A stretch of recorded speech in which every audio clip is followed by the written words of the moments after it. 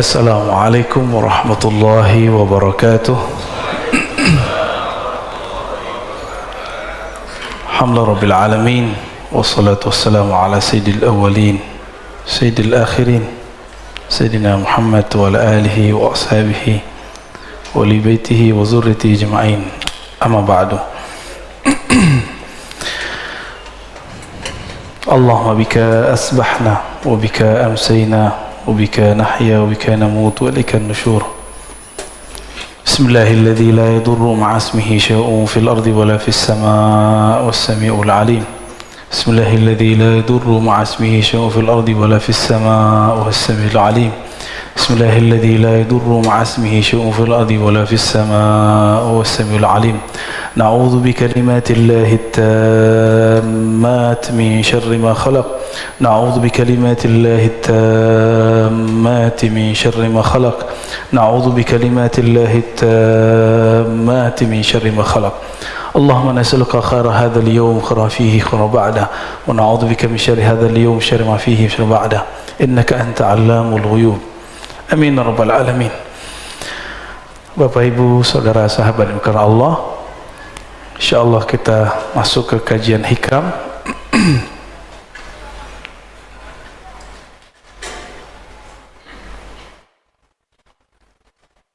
Insyaallah kita masuk ke hikam yang 48 dan 49 ya. Sedapatnya nanti ya. Mari kita baca surah Al-Fatihah. Semoga Allah membuka pikiran hati kita semua dan memberkahi pengarang kitab ini, Al-Arif Billah Ibn Athaillah As-Sakandari. Al-Fatihah. A'udzubillahi bismillahirrahmanirrahim. Iyyaka na'budu wa iyyaka nasta'in.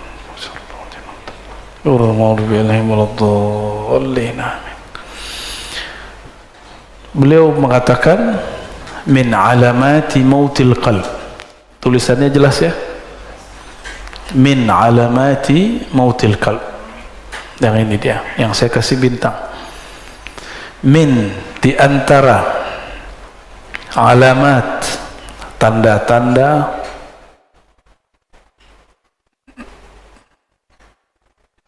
alamat ini artinya tanda-tanda ya.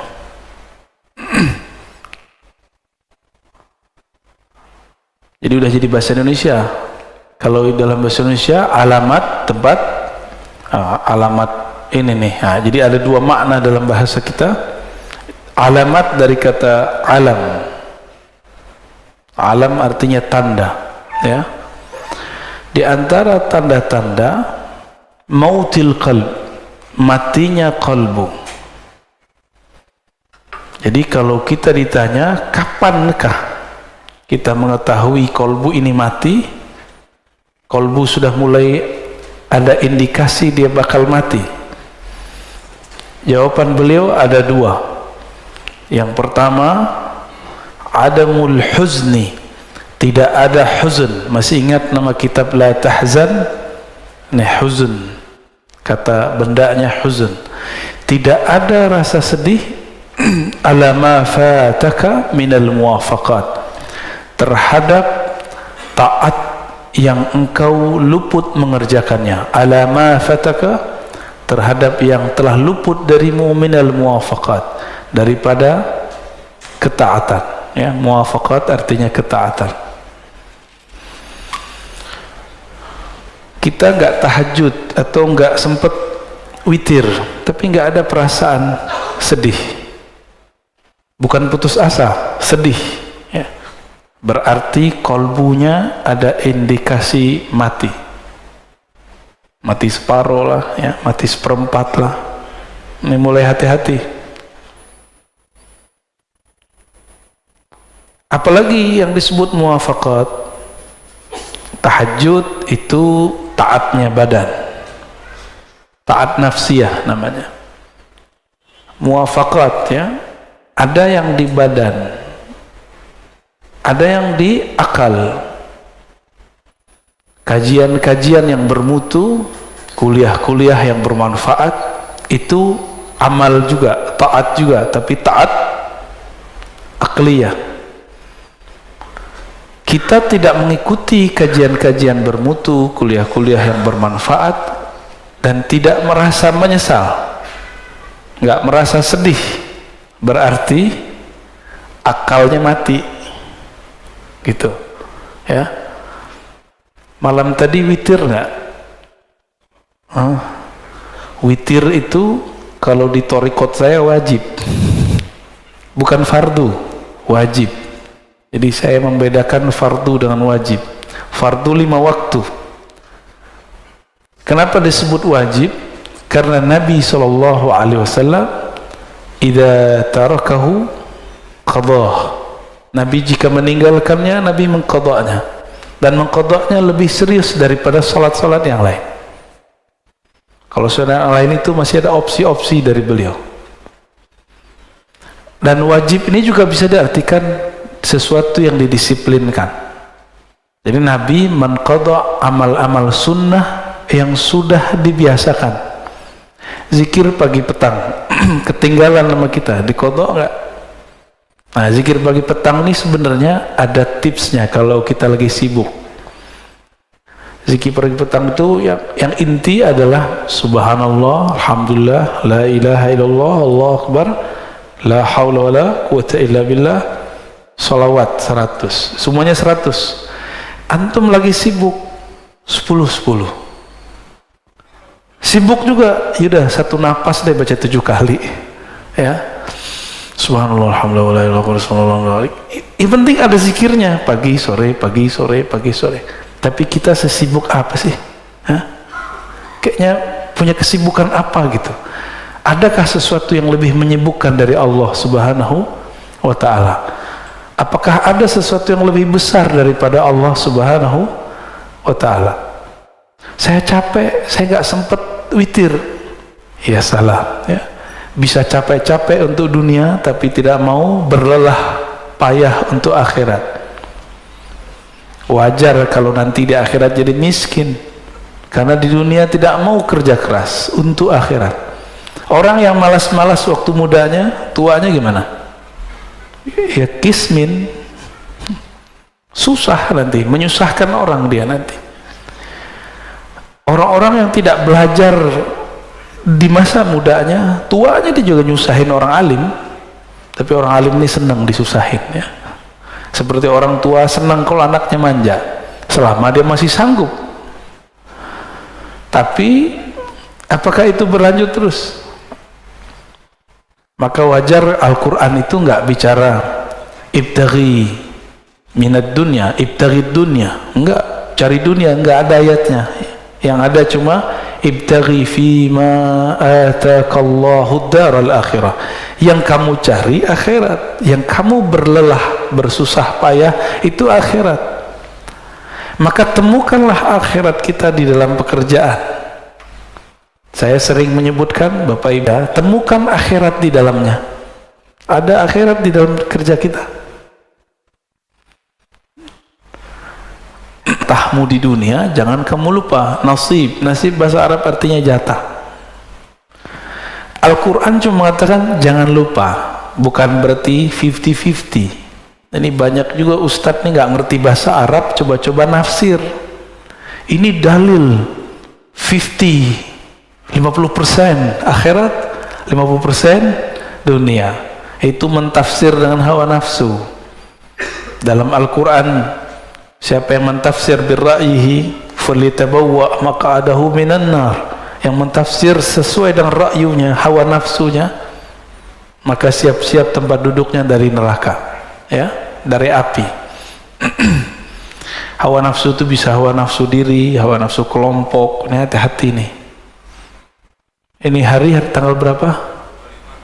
Ini banyak juga orang lagi rame nih ya. Saya sudah jelaskan di banyak kesempatan dan saya nggak mengulang di sini ya. Dan nanti jangan ditanyain ya Pak Mirwan ya.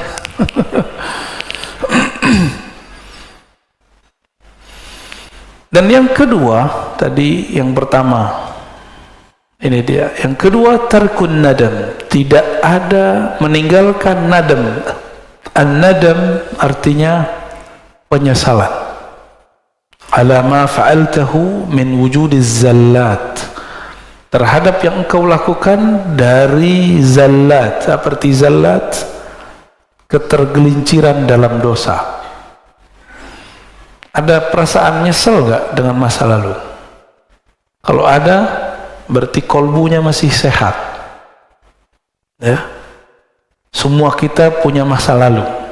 Gak usah disebut-sebut ke orang, gak usah diceritain ke siapa saja, cukup kisahkan itu kepada Allah. Yani ketika Nabi SAW mengatakan an-nadamu taubah, menyesal itu tobat. Jadi ruh dari tobat itu ada penyesalan. Ini bedanya dengan istighfar. Istighfar itu cuma minta dihapus, tapi kalau taubah ada rasa menyesal. Jadi kayak kolbu kita remuk gitu rasanya. Kalau ingat, kolbu yang keras langsung menjadi pecah, air mata pun bisa mengalir, air bulu roma pun berdiri kalau ingat. Oleh karena itu, dalam latihan zikir kami biasanya sebelum zikir kita cek kolbu itu pakai taubat. Jadi ntar diajak yang hadir zikir itu, ayo kita istighfar. Jika kolbunya tersentuh oleh istighfar, berarti kolbunya masih sehat. Kalau enggak, berarti ada masalah. Istighfar ini juga harus spesifik, jangan doa doang yang spesifik. Ini kan beberapa ustadz mengajarkan jamaah doa yang spesifik. Oke, sebelum kamu doa yang spesifik, istighfar juga spesifik. Jadi sebutkan kepada Allah, ya Allah saya punya dosa ini, dalam hati kita ngomong. Nah itu yang disebut ngaku, menyesal, ya. Dan saya yakin yang hadir termasuk saya yang berbicara ini tidak ada yang dijamin dari maksiat. Dulu, sekarang, nanti kita nggak tahu ya. Oleh karena itu buang-buang jauh rasa diri ini suci. Berarti kalau begini, orang-orang yang merasa sok suci itu kolbunya mati walaupun zahirnya taat. Orang yang merasa sok suci. Siapa lagi? Orang yang merasa paling benar. Orang yang merasa paling benar tidak akan pernah menyesali perbuatannya. Benar gak? Nah, ini sisi lain. Kalau tadi dosa zahir, sekarang dosa intelektual, dosa spiritual. Salah satu dosa spiritual, indikator kolbunya mati, dia tidak pernah menyesali pemikirannya, tidak pernah insaf, tidak pernah mundur, merevisi kata-katanya. Seorang Rasulullah masih merevisi kata-katanya, apalagi cuma seorang ustadz, apalagi seorang pimpinan rumah tangga kah, suami istri. Kita harus membuang ego itu.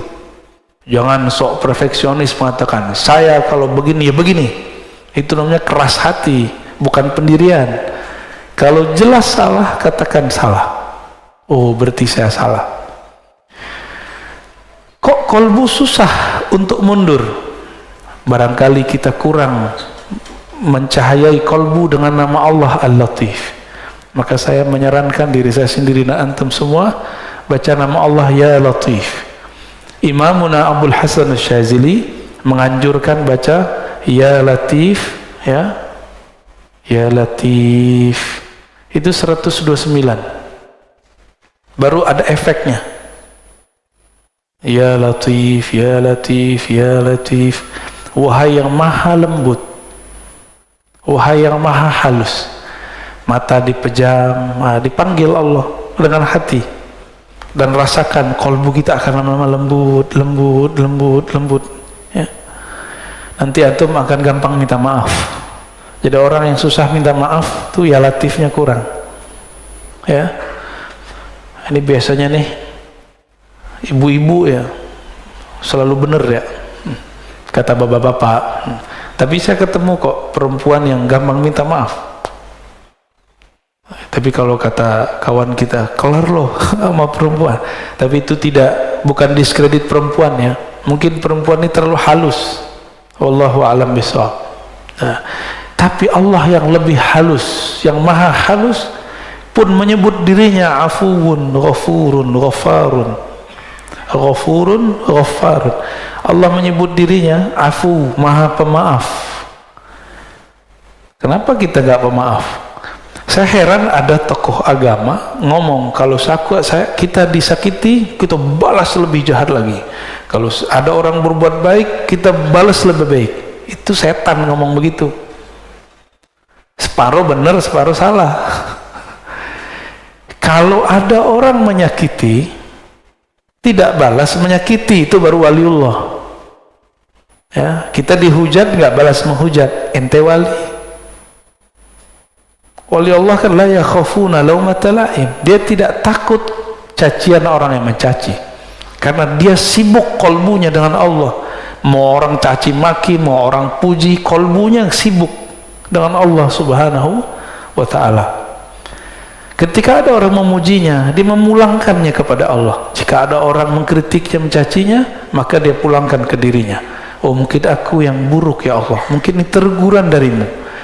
Maka seorang kekasih Allah, jikapun dia dicaci, dia dimaki, dia dikata-katain, dia tidak lihat antum yang ngata-ngatain.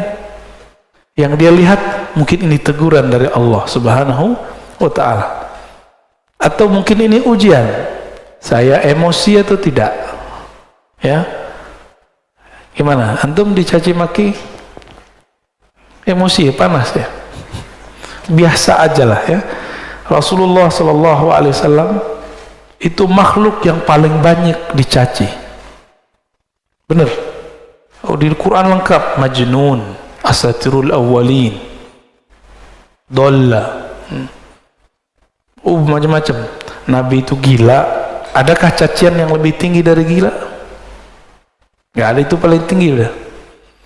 Agak rendah dikit, asatir awwalin, suka mendongeng. Rasulullah ini suka membawa kisah-kisah masa lalu. Bahkan itu menjadi perintah di Quran. Waqsusil qasasa. Bagi mereka ini dianggap sebagai dongeng. Dongeng apa lagi nih, gitu ya.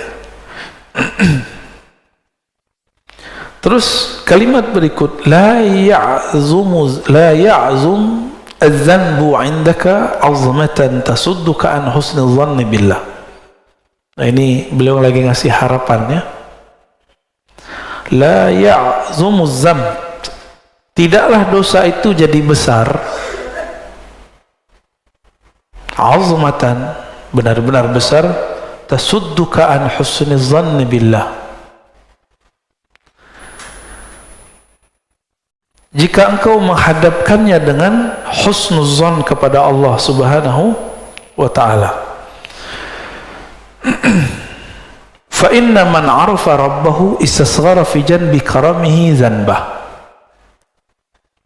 Orang-orang yang kenal Allah, maka di sisi Allah dosanya jadi kecil. Ini ilustrasinya gini. Kalau kita punya cucu, punya anak, punya saudara, punya teman,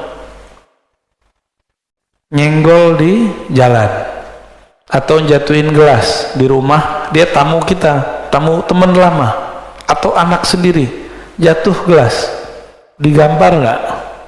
Minta ganti nggak? Anak sendiri atau teman dekat, tamu. Tapi kalau bapak lagi masuk ke resto, ibu lagi masuk ke resto, mecahin gelas, ganti nggak? Karena nggak kenal transaksinya. Saya beli, ya saya bayar, saya jual, gitu. Nggak kenal. Coba kalau kenal, digratisin nggak? Gratisin. Beberapa kali kita makan di mana digratisin. Pos mau bayar, udah ada yang bayarin pak. Ternyata sohibnya, ya ternyata sohibnya di samping kita, kita nggak kenal, tapi dia kenal sama teman-teman saya, nggak jadi bayar. Enak, tapi jadi nggak enakan. Mau datang lagi, wah nggak bayar nih. Jika kita kenal seseorang, dia berbuat salah, kita maafkan. Jika kita hubungannya, kita penjual, dia pembeli, kita gratiskan. Kalau antum kenal Allah, sorga Allah nggak jual, Allah kasih. Tapi orang yang tidak kenal Allah, dia memikirkan, dia membayangkan bahwa dia sedang beli surga. Ya, antum mau beli surga dengan salat subuh tadi yang nggak khusyuk itu, ya, dengan zikir-zikir yang kacau balau itu, dengan tahajud yang tidak disiplin, mau beli surga, yakin? Dengan sedekah yang terbersit, ingin ditambahkan 70 kali 700, sholawat pengen beli mobil, yang kayak gitu mau beli surga. Ngaca dulu kita ya. Kita ini selalu berpikir kepada Allah itu transaksional. Betul, Allah itu kadang-kadang berbicara kepada hamba dengan cara transaksi. Hal adullukum ala tijaratin tunjikum min adzabin alim. Tapi ini bukan tijarah bisnis antara makhluk dengan makhluk. Ini kita dengan Khalik. Maka kata tijarah di situ jangan diartikan bisnis, jangan diartikan transaksi. Saya beli surgamu ya Allah dengan sholat. Ngaca dulu. Kita bisa tahajud karena Allah yang membangunkan. Bener gak? Bener? Atau antum bangun sendiri? Cobain aja alarm 10 kali. Kalau Allah bilang gak bangun, gak bangun. Bener? Beberapa kali kita begitu. Nabi SAW sendiri pun tidak memiliki dirinya. Ketika beliau katakan kepada Bilal, "Hai Bilal, tolong jaga." Bilal mengatakan, "Siap." Karena ini lagi di luar, lagi habis perang. Lupa mengatakan insya Allah. Tertidurlah Nabi dan para sahabat. Bilal tertidur ketika bersandar dengan tongkatnya. Nah, itu Rasulullah aja nggak bisa ngelawan. Nah, ini juga bukan menghibur antum yang tiap hari telat bangun ya, jangan salah paham. Enak amat. Ini kata kunci. Man arafa rabbahu, siapa yang kenal Allah, maka istasghara, menjadi kecil di sisi karamih. Ada kata kuncinya, karam, kemuliaan, kemurahannya. Karena Allah ini pemurah, Allah ini kaya, maka kesalahan kita dianggap tidak salah. Tapi kenal dulu. Ada orang gak percaya kalau kita ingat Allah, Allah ingat kita. Kalau kita salawat ke Nabi, Nabi kenal kita. Ada yang gak percaya, Pak? Ya, aliran macam apa itu? Kolbunya sejahil apa itu? Nabi mengatakan, "Man shalla alayya sallallahu alaihi asyara marrat." Yang salawat kepadaku sekali, Allah bersalawat kepadanya 10 kali. Orang yang mengucapkan salam kepada Nabi, Nabi mengatakan, "Raddallahu alayya ruhi." Allah kembalikan rohku. Fa'arudda hatta arudda alaihi salam. Selalu aku membalas salamnya. Berarti Nabi kenal nggak? Nabi kenal. Dalam hadis yang sahih riwayat Imam Bukhari, ya, bahwa Nabi SAW mengatakan, "Inna a'mal ummati uridat alayya," atau "uridat alayya a'mal ummati." Amal umatku ditunjukkan kepadaku. Nabi kenal sama kita. Ada seorang sahabat yang sirru Rasulullah, sirnya Nabi, ketemu dengan sahabat lain. Begitu juga Salman ketemu sahabat yang lain, dan mereka kenal padahal belum pernah ketemu. Apa kata sahabat nih? "Arafa ruhi ruhak," rohku kenal rohmu. Jadi sahabat-sahabat udah bicara ilmu roh dulu. Kita yang udah telat ya. Sampai sekarang orang masih bertanya, "Wah, Nabi aja nggak dikasih kok tentang ilmu roh." Itu salah tafsir. Yang tidak diberi itu ahli kitab. Coba perhatikan. Yas'alunaka 'anir ruh. Mereka bertanya kepadamu mengenai hakikat alif lam ar-ruh. Ya. Lalu ada lafaznya, "Wa ma utitum minal ilmi illa qalila." Tidaklah kamu diberi. Siapa kamu? Antum. Antum itu yang nanya tadi siapa? Ahli kitab Yahudi. Tidaklah kamu wahai Yahudi diberikan ilmu ini kecuali sedikit. Maka sampai hari ini Yahudi pasti mencari orang yang bisa mengurai ilmu ruh. Jika ketemu bukan bagian dari mereka, bunuh, musuhi, serang, begitu. Diserangnya bagaimana? Oh, sekarang cara mereka menyerang pakai orang dalam. Ustadz lawan ustadz, kiai lawan kiai. Bukan wali lawan wali, Pak. Wali setan lawan wali Allah ya. Ya. Kalau wali Allah nggak mungkin perang dengan sesama wali Allah. Sayyidina Umar dilaporkan oleh orang bahwa ada sahabat Rasulullah Ahlul Badar mabuk-mabuk. Udah dijilid itu dipukul. Terus orang ini mengatakan, yang lapor, wahai Umar, ya Amirul Mukminin, laknat saja dia. Kata Umar, ente boleh hukum dia secara fisik, tapi tidak boleh melaknatnya. Fa innahu yuhibbullaha wa rasulah. Dia sangat cinta kepada Allah dan Rasulnya. Jadi Umar membedakan hukum zahir dengan hukum batin. Hukum zahirnya kalau dia salah dihukum, diiqab, kena sanksi. Tapi batinnya kita nggak boleh main. Batinnya urusan dia. Umar ngerti apa kata Umar. Hati dia cinta kepada Allah dan Rasulnya. Yang laporin ini yang masalah nih, hatinya nggak hidup ini. Fa inna man arafa rabbahu, ya, siapa yang kenal Allah, istasghara, maka di sisi Allah menjadi kecillah zanbah, dosa-dosanya. Maka ada ungkapan dalam sebuah riwayat, man nazarallahu ilaih lam yu'azibhu abadan. Siapa yang Allah pandang dia sekali saja dengan rahmatnya, maka Allah tidak akan menyiksanya selama-lamanya. Maka orang-orang Ahlul Badar ini kan dipandang Allah sekali waktu Badar.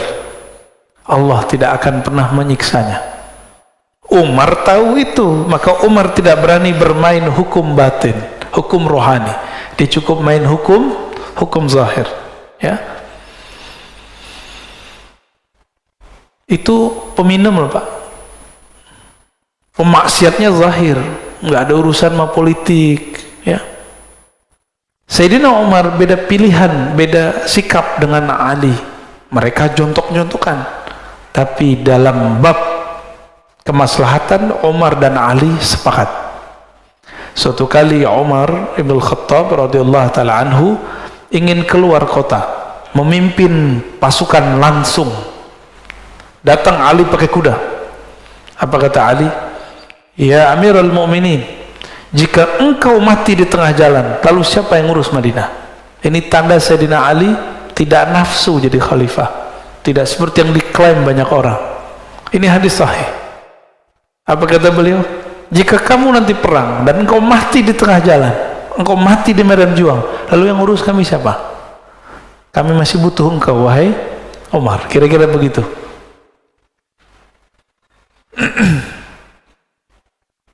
Jadi orang beda politik, tapi untuk maslahat bisa sama. Antum sudah berapa tahun nih beda politik, kok sampai sekarang masih tengkar aja, ya? Katanya ngaji hikam, ya, ngaji hikam tapi hati masih keras. Lembutinlah hati sedikit, ya. Taib.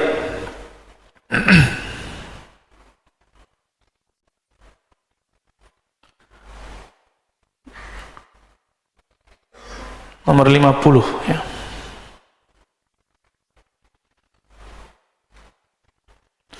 La saghirata, tidaklah dianggap dosa itu kecil, idza qabalaka adluh, jika engkau datang kepada Allah lalu dia menuntutmu dengan keadilannya. Jadi jangan pernah minta keadilan Allah. Ini kayaknya ada yang minta keadilan Allah, ya. Ada yang berani minta keadilan Allah?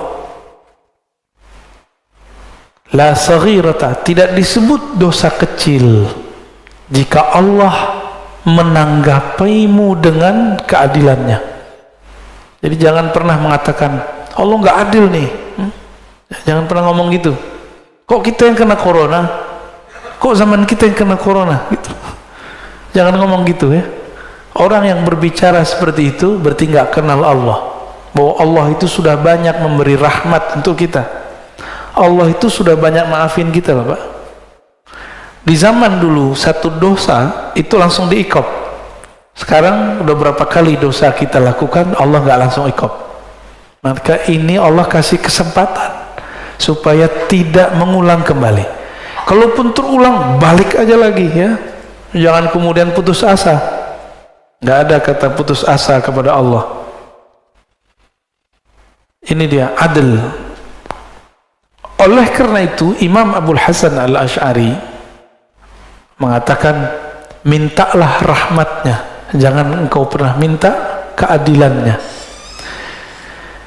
Minta rahmat Allah maksudnya gini, saya dengan sholat saya tadi saya nggak yakin Pak bisa masuk surga. Kalau Allah nih hitung-hitungan adil dengan kita, Allah akan bilang, kamu sholat aja nggak khusyuk terus minta surga. Dibuang Pak, pasti dibuang. Kemarin makan minum baca doa nggak? Beneran? Lupa kan? Di awal sama di akhir tuh itu aja lupa. Allah itu pengen selalu diingat. Inilah sisi yang kita sebut femininnya Allah. Allah itu maha feminin. Bukan seperti ya, inilah Allah titipkan kepada perempuan. Perempuan kalau kekasihnya tidak ingat dia ngambek gitu. Maka Allah mengatakan ghayur, aku pecemburu yang sangat cemburu. Jadi jangan coba-coba minta Allah pakai keadilannya, tapi mintalah Allah dengan kemurahannya. Wala kabirata, tidak disebut kabir dosa besar, kabirah. Jadi orang Arab itu kalau nyebut dosa itu cukup sebutkan kata besar lalu tambahin ta marbutah, indikasinya negatif. Yang besar, apa yang besar? Sesuatu yang negatif. Tidak disebut dosa besar jika dia menerimamu dengan fadluh, kemurahannya, dengan anugerahnya. Seorang ayah, ibu melihat anaknya yang salah itu pakai keadilan atau pakai kemurahan? Jadi kemurahan hati orang tua, maka dia kemudian memaafkan itu anak. Jika seorang ayah kepada anak-anaknya seperti itu, apalagi Allah kepada hambanya. Allah itu lebih sayang kepada kita daripada orang tua ya. Sama orang tua sayang-sayang tapi tongkarnya selalu ya. La saghirata ila qabadaka adluh, tidak disebut dosa kecil jika Allah menerimamu dengan keadilan. Tidak disebut dosa besar jika Allah menerimamu dengan kemurahan ya. Maka kita selalu mengatakan Allahumma inna nas'aluka rahmatak, ya Allah kami minta kemurahan rahmatmu. Jangan katakan ya Allah inna nas'aluka adlak.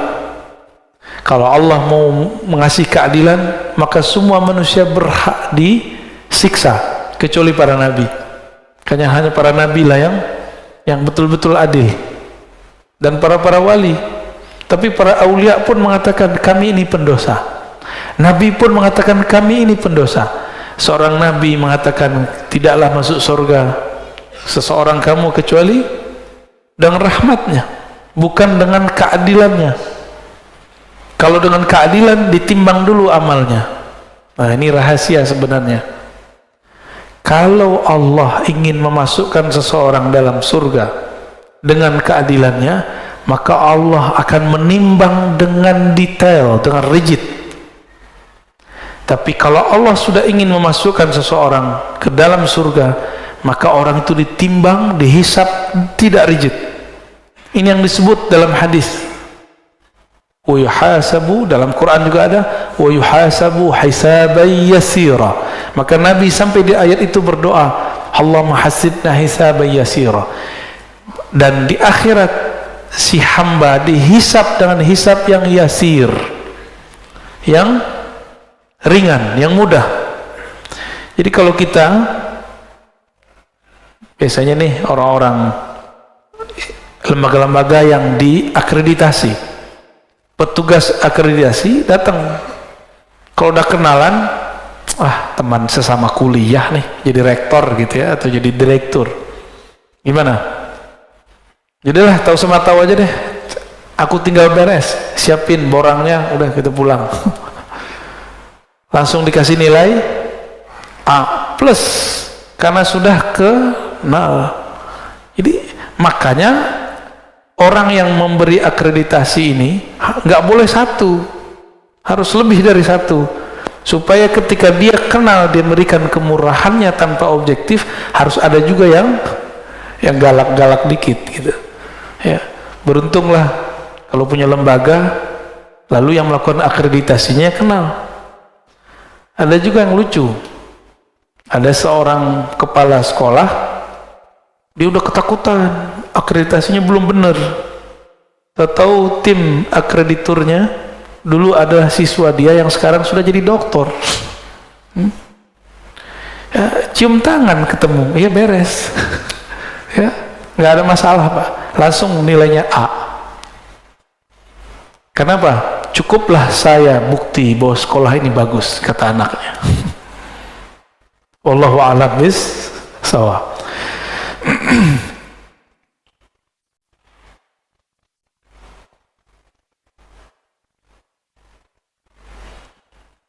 Masih lanjut? Semangat amat ya. Oke, kita lanjut ya, 51. Ini kayaknya hikam terbanyak nih ya. La amala arjalil qulub min amalin yaghibu anka syuhuduh. Nah ini kayaknya salah ketik ya. Ini kalau bersanad tahu Pak di mana salahnya. Kalau nggak bersanad nggak tahu. Ini kelirunya di sini. Lil qabul. Ini bahasa Arabnya lil qabul. Kebalik sama dia ya. Tidak adalah amalan yang diharapkan untuk lebih diterima. Qabul. Qabul bahasa Arab. Para masyaikh, para habaib kalau penutupan pengajian, penutupan doa, qabul gitu ya. Gabul. Kalau habaib hadrami ngomongnya gabul. Kalau kiai-kiai yang fasih bahasa Arab, qabul. Qabul diterima. Nggak tahu entah cocokologi entah apa, nasinya namanya kebuli. Ya, sepertinya cocokologi yang cocok ya. Tidaklah ada amalan yang lebih cepat diterima oleh Allah min amalin, melebihi satu amalan. Amalan yang mana? Yaghibu anka syuhuduh. Ini cara nerjemah. Kalau ada yang bisa bahasa Arab, ini kata kerja, ini fa'ilnya yang bekerjanya. Dahulukan ininya subjek, ini predikat. Jadi dalam bahasa Arab dibalik-balik.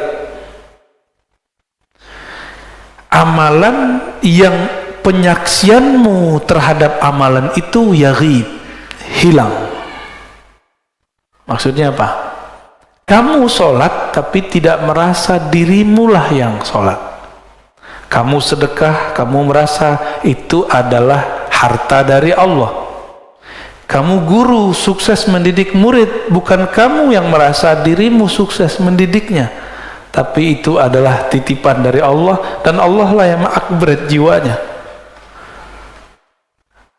Kamu punya jasa ngurus masjid, bangun yayasan, bikin pesantren, tapi kamu tidak memandang kamulah yang beramal.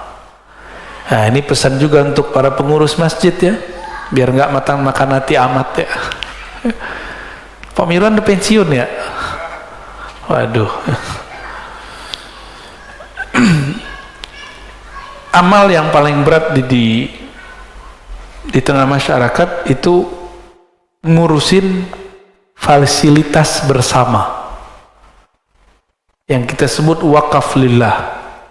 Kan ini milik Allah. Maka orang yang tulus melakukan ini, tulus ngurusin ini, itu dia dapat amal yang paling besar selama dia tidak merasa berjasa. Jadi jangan ada yang ngomong kalau bukan gua nih yang ngurus masjid, masjid nggak jadi, nggak jalan. Itu langsung dicoret, Pak. Ya, berarti kita memandang diri kita beramal. Sedangkan di sini Ibnu Athaillah mengatakan ciri-ciri amalan yang langsung diterima oleh Allah. Kamu tidak memandang kamu beramal. Jika kamu khidmat, kamu tidak memandang kamu khidmat. Jika kamu takmir masjid, kamu tidak memandang dirimu punya jasa. Jika kamu seorang kiai, guru, semuanya, kamu tidak memandang kamu yang pintar. Ya, kalau nggak saya nggak jadi nih. Kalau kiai lain lagi, kalau bukan saya ngajar pasti sepi, pasti santrinya nggak beres. Itu perasaan-perasaan begitu, dia sedang mengambil hak-hak Allah Subhanahu wa Ta'ala. Yang berhak ngomong begitu cuma Allah. Dan dulu para sahabat Nabi radhiyallahu ta'ala anhum, ketika mereka perang Khandaq, perang Khaybar, ada 3 perang. Itu ada namanya Amir ibnul Aqwa, itu baca syair. Begitu juga Abdullah bin Rawahah, apa syairnya sama, laulaka anta ma sallaina mahtadaina. Ya Allah, jika bukan karena engkau ya Allah, kami tidak dapat hidayah, kami tidak dapat melaksanakan sholat. Nabi di hadapan mereka. Jadi Abdullah bin Rawahah, Amir bin Al-Aqwa bersyair depan Nabi, dan para sahabat pun ikut bersyair, Nabi pun ikut berdendang. Di Nabi ini suka seni, Pak. Makanya ulama-ulama pewaris para Nabi itu kolbunya pasti ada nilai seninya. Orang-orang yang keras hatinya, bukan pewaris Rasulullah, itu mengharamkan seni secara mutlak. Ya, agak keras, kaku. Ya. Sudah paham antum maksudnya? Ya. Tahu sendirilah ya. Saya dulu pernah mengharamkan musik, dan itu hampir 5 tahun. 3 tahun sangat keras, 2 tahun berikutnya proses mulai menerima dalam syarat tertentu. Akhirnya sampai hari ini nggak bisa main musik, Pak. Alhamdulillah. Karena dulu mengharamkan semua. Nah, sekarang kita pilah-pilah, ya, sesuai dengan hadis Nabi SAW, bahwa Nabi memilah-milah. Ada syair yang haram, ada syair yang makruh. Ada 5 hukum syair itu. Haram, makruh, mubah, bahkan dianjurkan, bahkan ada yang wajib. Syair-syair jihad yang dulu dibaca oleh Abdullah bin Rawahah itu wajib dikemenangkan kembali. Inilah yang dihidupkan oleh Sultan Al-Muzaffar, dibaca kembali ketika umat Islam di zaman itu diajak jihad melempem semua. Maka beliau bacakan syair-syair itu dalam sirah-sirah Nabi. Inilah awal maulid Nabi di tengah umat Islam Sunni, bukan dari Syiah. Ya, ini masjid ini ada maulid nggak kemarin? Ada, alhamdulillah. Ya. Wa yuhtaqaru 'indaka wujuduh, dan dianggap remeh di sisimu wujud amalmu. Nah, ini ciri-ciri orang yang amalnya diterima 2 aja. Dia tidak memandang beramal dan memandang jasa-jasanya kecil. 2 aja. Nah, kita masuk yang mana? Ya, saya kaget di beberapa masjid itu pengurus-pengurus lama itu ngomong, Ustadz, naik tuh alisnya. Kalau bukan karena saya, ini masjid tidak jadi. Ya salah. Ini masjid Allah, ente nggak ada juga Allah jadiin, ya. Cuma nggak mungkin saya ngomong begitu sama dia, kan. Ya, tersinggung dia. Sebenarnya saat itu saya tersinggung.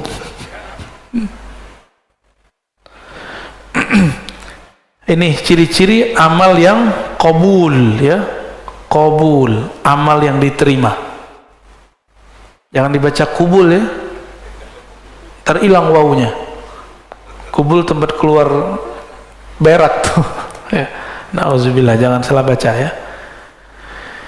Inilah yang disebut dalam ilmu ma'rifatullah fana fillah. Yang orang sering nyebut fillah, bener gak? Gaya kayak ngerti aja ya. Sering nyebut begini gak? Fillah, lillah, billah. Kalau nggak ngerti gue jangan baca lah, malu gitu ya. Lillah aja gampang, fillah jangan sebut. Fillah ini berat. Fillah itu dalilnya wa man jahada fina lanahdiyannahum subulana. Siapa yang mujahadah fina, di dalam kami, itu maksudnya apa tuh? Dalam cinta kepada kami, menghilangkan dirinya dalam diri kami, menghilangkan sama basarnya dalam sama basar kami, menghilangkan amalnya dalam amal kami, perbuatannya dalam perbuatan kami. Allah masih nyebut kami loh di situ. Lanahdiyannahum subulana. Kami baru tunjukkan jalan-jalan, banyak jalan bukan satu, menuju kami. Ya, kalau syariat jalannya satu, tapi kalau jalan rohani, kalau sudah dibuka jalannya banyak. Itu sebabnya banyak thariqat. Kalau mazhab cuma empat mazhab, syariatnya sama, cuma pemahaman yang beda. Tapi thariqah bisa banyak. Thariqah sufi, thariqah para aulia. Karena dalil tadi, lanahdiyannahum subulana. Ini pakai lam taukid dan nun taukid. Sungguh benar-benar kami akan tunjukkan jalan-jalan kami. Jadi banyak jalan menuju Allah. Siapa yang dia mendapatkan itu? Orang yang lebur, tidak memandang amalnya. Kita menyebutnya fana fillah, fana, tenggelam, karam dalam Allah. Orang kalau sudah benar cintanya, egonya habis. Ini suami istri, mohon maaf ya yang sudah menikah, antum belum benar-benar mencintai kekasih kalau masih merasa berjasa. Kalau masih butuh kata-kata terima kasih, walaupun sehari-hari kita harus begitu. Kalau masih belum percaya dengan pasangan kita keluar, mulai ada kekhawatiran, ntar dia digoda ini, ntar dia ngelirik ini, berarti kita nggak ada percaya sama dia. Betul, jangan percaya sama pasangan, percayalah dengan Tuhan dia. Maka kalau pasangan kita keluar, kita katakan, ya Allah, aku titipkan pasanganku kepadamu, aku titipkan anak-anakku kepadamu, aku titipkan, begitu. Guru dengan murid sama. Guru capek kalau semua urusan murid diurus sama dia, urusan dunia akhiratnya lelah. Maka seorang guru nggak boleh juga jumawa, ya, nggak boleh juga merasa sok berjasa. Dia cukup katakan, ya Allah, hanya Engkau yang urus mereka. Bapak ini kan banyak pengalaman rohaninya, juga banyak bebal rohaninya, ya. Itu kalau satu-satu saya harus dengerin curhatnya, telinga saya hilang sebelah kali Pak, ya. Nggak mungkin. Maka Bapak curhatlah kepada Allah. Saya pun mendoakan semoga kita diterima oleh Allah Subhanahu wa ta'ala. Udah syuruk Pak. Jadi ciri-ciri amal diterima apa? Jadi ilmu tasawuf, ilmu mengetahui amal diterima apa enggak. Nanti antum coba lihat. Barusan subuh merasa soleh nggak? Merasa dapat pahala dunia dan seisinya nggak dengan sholat sunat tadi? Aneh nggak yakin. Orang takbir aja nggak jelas, takbir aja ngantuk-ngantuk, ya.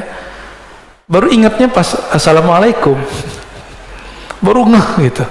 Jadi gerakan itu cuma karena sudah biasa. Jadi kayak orang silat, kalau sudah mulai takbir ngikutin aja.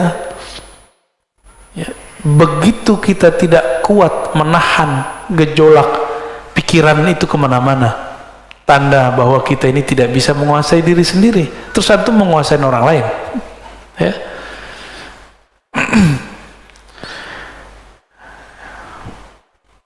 Kita tambahlah dikit ya. Innama aurada alaika al-warid. Ini ada istilah namanya warid. Ada wirid, ada warid. Ini dua ya. Ini dua hal yang beda. Apa arti warid? Nah, dari warid kita mulai. Warid itu anugerah rohani yang Allah berikan. Bahkan tidak hanya rohani, juga materi. Itu warid. Orang-orang ahli hikmah ini bukan hikmah yang hikmah rohani, tapi hikmah kebatinan.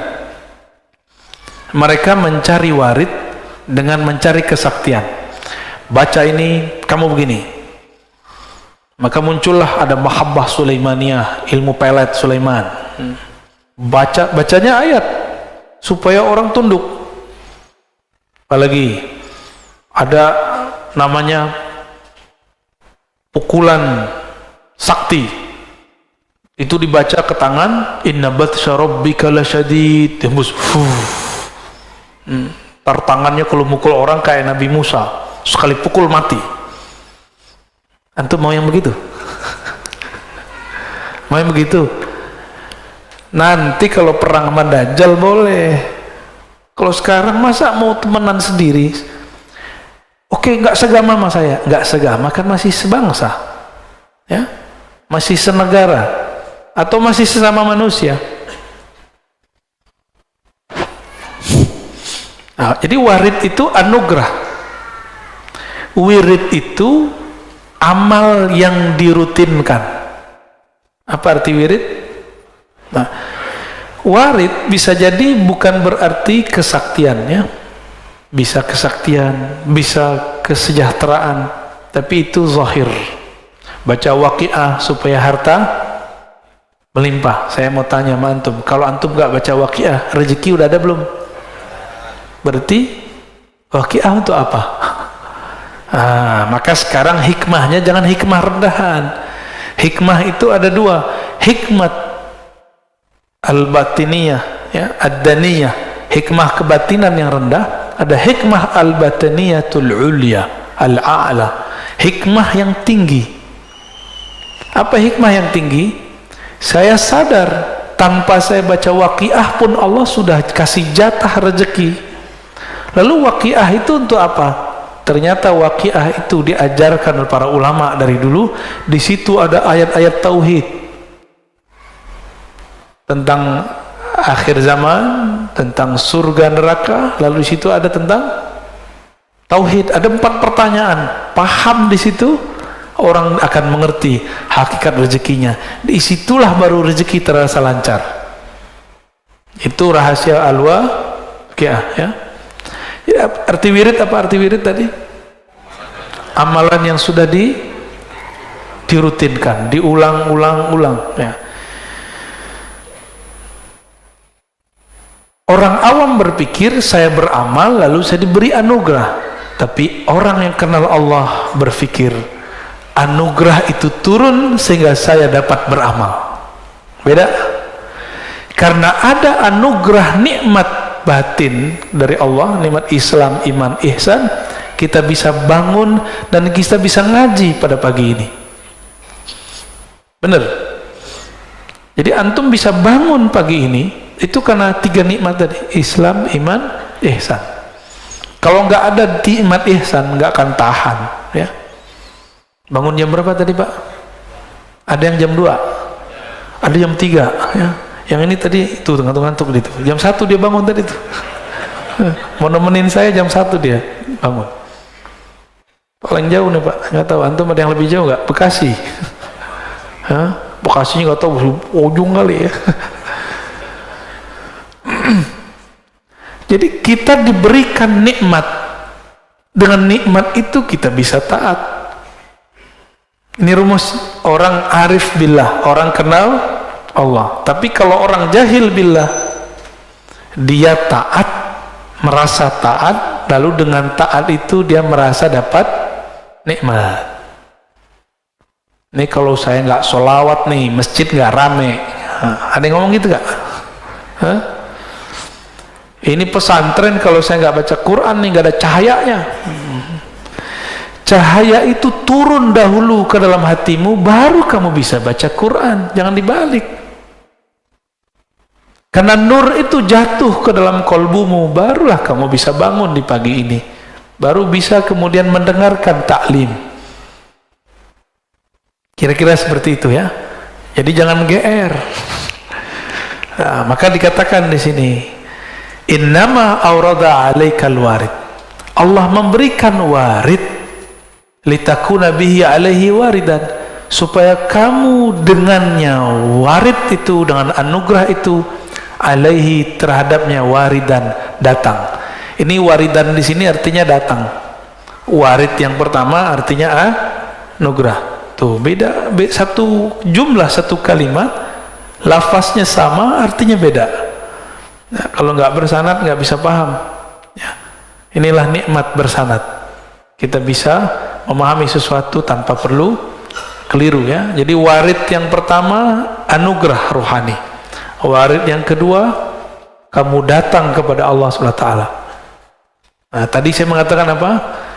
Karena nur itu turun kepada kita, kita bisa sholat tahajud.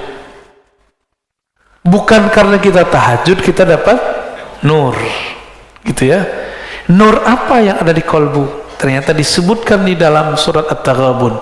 Siapa yang percaya kepadanya, may yu'min billah, percaya aja sama Allah, Allah akan bimbing kolbunya. Bimbingan kalau nggak pakai cahaya nggak bisa ya. Allah kasih nur. Coba Bapak Ibu, kalau nggak ada cahaya bisa lihat nggak? Nah, cahaya batin itulah anugerah hidayah dari Allah Subhanahu wa Ta'ala. Inilah nikmat yang mesti kita syukuri. Ini terakhir ya.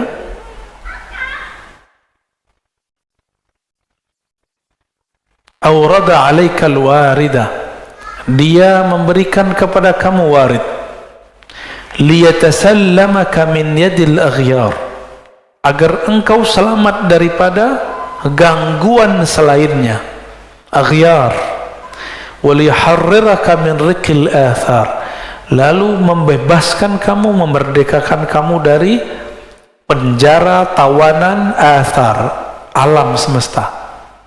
Maksudnya gini,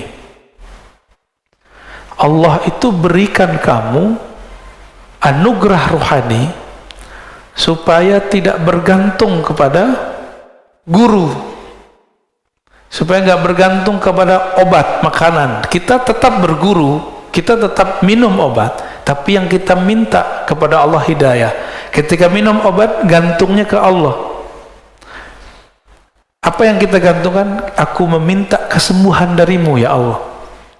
Sehingga nanti jika obat habis, nggak panik, karena kesembuhan dari.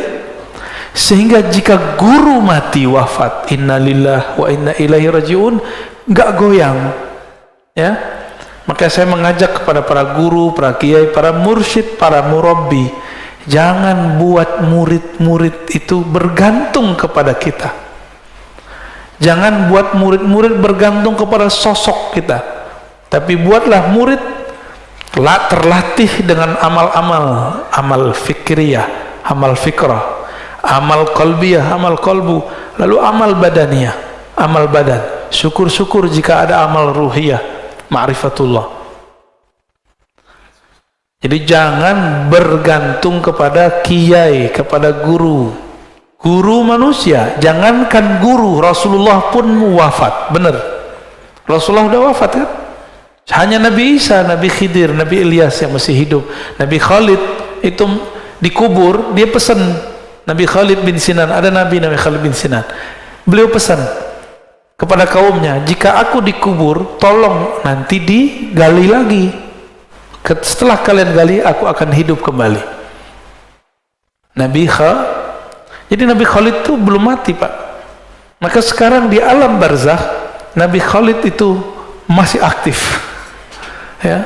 Begitu imam-imam kita menjelaskan, Ibn Arabi dan imam-imam yang lain, Nabi Khalid bin Sinan. Jadi masih ada Nabi di alam. Nah, itulah yang diungkap dulu oleh Allah yarham al-Habib, siapa yang baru meninggal itu, yang majzub juga, Ja'far Al-Kahf ya. Antum percaya atau tidak, dia mengislamkan orang di dalam kubur. Itu ilmu asrarnya Sayyidina Khalid alaihissalam. Jadi kalau nggak lapor ke Sayyidina Khalid, nggak punya koneksi rohani kepada beliau, nggak akan bisa mengislamkan orang dalam kubur.